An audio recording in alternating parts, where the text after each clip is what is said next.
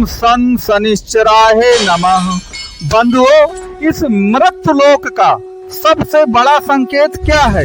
मृत्युलोक आपके लिए दुख, पीड़ा, संघर्ष, अभाव, दरिद्रता, मानसिक आघात, यह सब कुछ लेकर के आता है। तो आखिरकार इस मृत्युलोक से हम स्वर्गलोक में कैसे प्रवेश करें, जिसमें ना हमारे पास दुख हो, पीड़ा हो, अभाव हो, दरिद्रता हो, मानसिक आघात ना हो?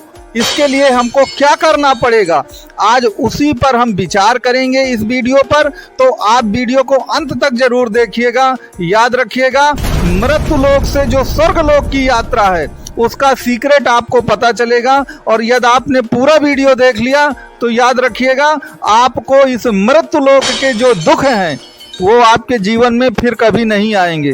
तो आप वीडियो को पूरा देखिए, वीडियो को लाइक, शेयर और सब्सक्राइब आप जरूर करिए।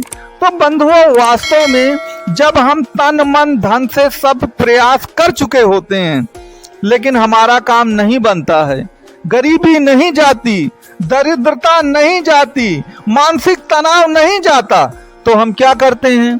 तो फिर हम भाग्य को दोषी ठहराते हैं।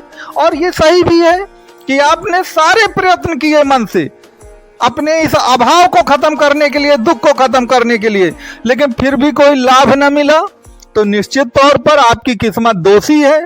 और मैं आपको बता दूं कि आपके लाख प्रयास करने के बावजूद भी इधर आपके काम क्यों नहीं बने हैं, उसका कारण आप सुन लीजिए कि गोचर में इस समय शुक्रदेव जो हैं वह आपके कन्या राशि में विराजमान हैं। और कन्या राशि आपके नवम भाव की राशि है। जो भी मकर राशि के जातक हैं तो कन्या राशि नवम भाव पे आएगा और इस भाव पर शुक्रदेव नीच के होते हैं। तो जब शुक्रदेव नीच के हो जाते हैं तो याद रखिएगा, कुल मिलाकर आपके सारे प्रयत्न विफल होने लगते हैं। क्यों विफल होने लगते हैं? क्योंकि मकर राशि की कुंडली में शुक्रदेव राजयोग कारक होते हैं। वह आपकी कुंडली में पंचम भाव के भी स्वामी हैं और दसम भाव के भी स्वामी हैं, अर्थात केंद्र और त्रिकोण का स्वामी जाकर के जब भाग्य में जाकर के नीच का हो जाता है कन्या राशि का, जिसके कारण से आपको इतने सारे दुख झेलने पड़े हैं। लेकिन आपको निराश होने की जरूरत नहीं है। इसी 19 सितंबर सन 2024 से आपके शुक्रदेव महाराज तुला राशि, जो उनकी स्वयं की अपनी ही राशि है, उसी में आपके तुला राशि जो आपके दसम भाव की राशि है, आपके कार्य और प्रोफेशन में सफलता की राशि है, वहीं पर आकर के प्रवेश कर रहे हैं। तो पहली बात तो गोचर में याद रखिए, परिस्थितियां आपके विपरीत थी, जिसके कारण से आपके द्वारा किया गया प्रयत्न भी किसी काम नहीं आया और इस मृत्युलोक के जितने दुख हैं वो आपको मिलते रहे। लेकिन गोचर तो आता है और चला जाता है। तो शुक्रदेव कुछ दिन रहेंगे फिर चले जाएंगे। तो आप कहेंगे कि महाराज फिर क्या होगा, फिर वही मृत्युलोक के दुख हमको आएंगे? बिल्कुल नहीं आएंगे। उसका कारण आप सुन लीजिए।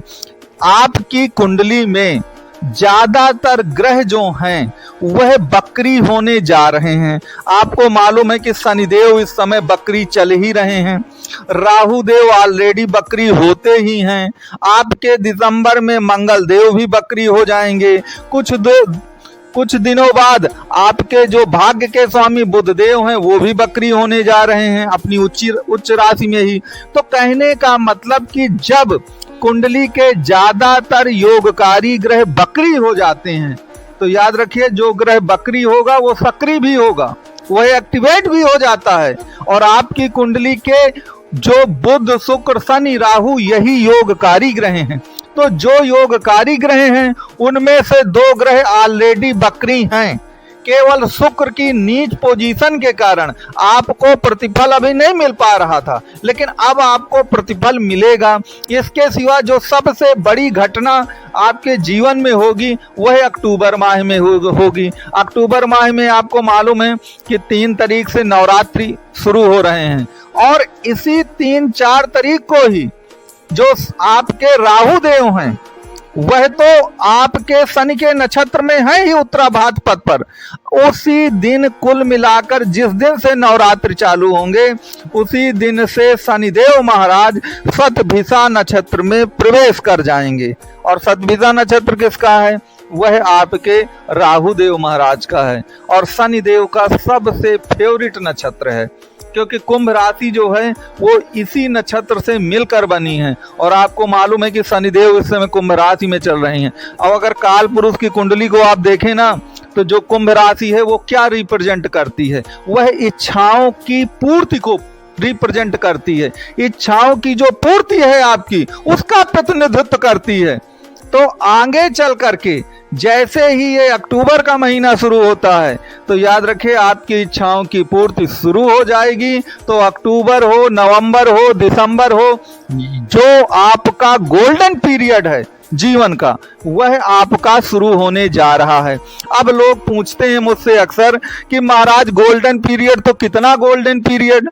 तो देखिए यह आपकी कुंडली पे निर्भर करेगा कि आपकी कुंडली में शनि या शुक्र की क्या पोजीशन है, वह कितनी डिग्री में बैठे हुए हैं, किस नावांश में बैठे हुए हैं, उन पर किन ग्रहों की दृष्टि है और आप उनको किस प्रकार एक्टिवेट करते हैं, इस पर बहुत कुछ निर्भर करता है। तो अब इसके लिए तो पूरी कुंडली को ही विश्लेषण करना पड़ेगा। तो आप यदि कुंडली का विश्लेषण कराना चाहें तो आपको नंबर प्रदान किया गया है। तो आप अपनी कुंडली में शनि की पोजीशन देखिए। कौन से शनि की पोजीशन? जो जन्म कुंडली है आपके पास, क्योंकि गोचर में तो ग्रह बदलते ही रहेंगे, आज इस राशि में कल दूसरी राशि में चले जाएंगे, लेकिन जन्मांग में आपकी जन्म कुंडली में जो ग्रह बैठे हुए हैं वह स्थिर हैं, उनको कहीं नहीं जाना है। तो आप अपनी कुंडली का ये पार्ट आप जरूर देखिए। तो मैंने जो बताया है कि जो बकरी ग्रह होता है वह निश्चित तौर पर लाभ देता है, लेकिन यहाँ पर एक ट्विस्ट और है कि बकरी ग्रह एज ए कैटलिस्ट होते हैं। अगर आपकी कुंडली में उनकी पोजीशन गुड है, अच्छी है, तो गुड को बेटर और बेस्ट बना देंगे। और अगर आपकी कुंडली में उनकी पोजीशन बहुत खराब है और आप गलत दिशा में कदम बढ़ाते हैं, गलत कार्य करते हैं, तो याद रखिए फिर वो उसी मात्रा में बुरे प्रतिफल को बढ़ाते हैं। तो आपको मेन कॉन्सेप्ट समझनी चाहिए कि जो बकरी ग्रह होता है ना, जब आप उसे एक्टिवेट या सक्रिय करेंगे, बकरी को सक्रिय करेंगे, तो आपको अगर शुभ काम करेंगे तो उनकी शुभता बढ़ती चली जाएगी और गलत काम करेंगे तो उनकी अशुभता बढ़ती चली जाएगी। तो बकरी ग्रहों में आप इस पेंच को जरूर समझिए। अब आपकी कुंडली के विश्लेषण के बाद ही यह सब पता चलेगा कि वह आपको कितनी शुभता देंगे या कितनी अशुभता देंगे। तो मित्रों, जो ये मृत्युलोक से स्वर्गलोक में प्रवेश होने का एक फार्मूला जो है वो मैंने आपको बताया है। आपको वीडियो कैसा लगा ये जरूर बताइएगा, और वीडियो अच्छा लगा हो तो वीडियो को लाइक, शेयर और सब्सक्राइब जरूर करें।